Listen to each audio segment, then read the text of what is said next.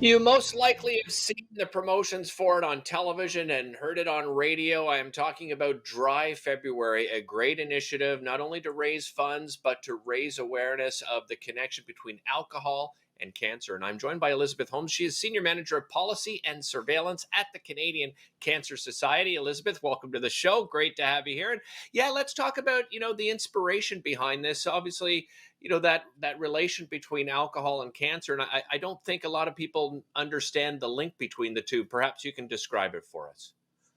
Yeah, absolutely. And certainly we know that only about one third of Canadians are aware that there is a link between alcohol consumption and cancer risk. So it's sobering news to think about, but essentially drinking any type of alcohol, beer, wine, spirits, increases your risk of several different types of cancer. And that includes head and neck, breast, stomach, pancreatic, colorectal, and liver cancers.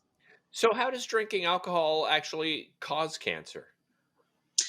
What it is that when you drink alcohol, you're actually consuming ethanol, and the ethanol in your body gets broken down into acetaldehyde, and that kind of damages your cells and your DNA.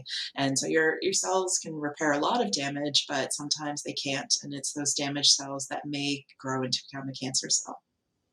I imagine everybody at home probably realizes the obvious benefits of doing this dry February for a month. But let's talk about some of those benefits from taking a break just for a month from alcohol. Yeah, and we this is our seventh year having this Dry Feb fundraiser, and we've heard from past participants that they sleep better, that they have more energy, and that they feel really good knowing that they're helping others and helping themselves by raising money for the Canadian Cancer Society. So really a win-win, and it's really great time to reflect on your relationship with alcohol as well. You know how much you drank before Dry Feb and how much you're going to drink afterwards. And we've heard that participants do intend to drink less after participating in Dry Feb, which we love to hear. Elizabeth, the pandemic, we've heard statistics where we've seen a rise in the amount of alcohol people are consuming, and that must be concerning, of course, to the Canadian Cancer Society. It is a concern. We know that more than one in three Canadians who consume alcohol have been drinking more since the start of the pandemic. And so this month is really an opportunity to reflect on that relationship, take a pause, rethink. And we've also heard some good news that 7 out of 10 Canadians who consume alcohol say that reducing the risk of developing cancer is something that's important to them and that they're, thinking about their alcohol consumption patterns. How does the fundraising portion of Dry February work?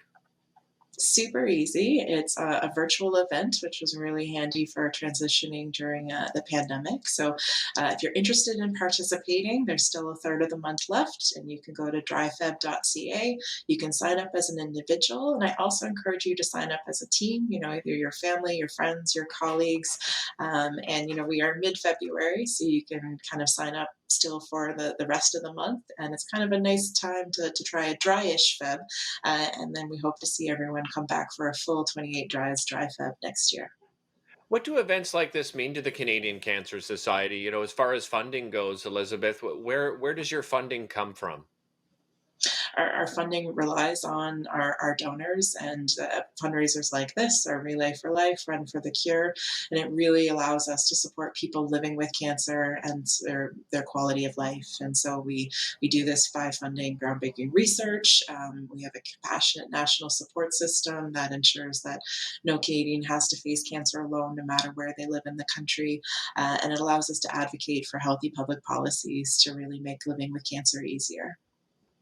You must, over the years, have heard so many. I mean, I know you mentioned a little earlier, but just the success stories, that people that have stopped have continued to support you over the years, and I'm sure some people have never even returned to drinking alcohol.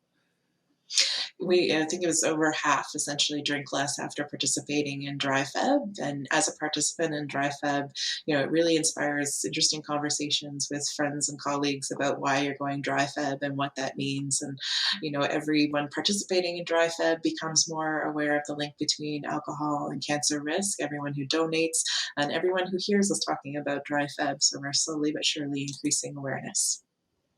As far as resources go, through the Canadian Cancer Society, and people want to find out more about the effects of alcohol and its link to cancer, is that information available on the website?